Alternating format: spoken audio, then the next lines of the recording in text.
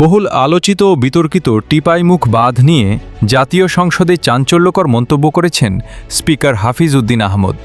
তিনি বলেছেন, এই বাঁধ প্রকল্পটি বাংলাদেশের সাবেক পররাষ্ট্রমন্ত্রী আব্দুস সামাদ আজাদের অনুরোধেই ভারত চালু করেছিল।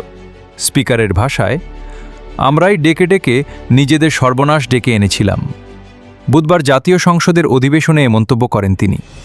এ সময় সিলেট ৩ আসনের সংসদ সদস্য আব্দুল মালিক টিপাইমুখ বাঁধ নিয়ে প্রশ্ন তোলেন এবং সিলেট অঞ্চলে বন্যা ও খরার দুর্ভোগের কথা তুলে ধরেন। জবাবে পরিবেশ, বন ও জলবায়ু পরিবর্তন মন্ত্রী আব্দুল আওয়াল মিন্টু জানান, বিষয়টি নিয়ে পররাষ্ট্র মন্ত্রণালয়ের সঙ্গে আলোচনা করা হবে এবং ভবিষ্যতে সমস্যা সমাধানে পদক্ষেপ নেওয়া হবে।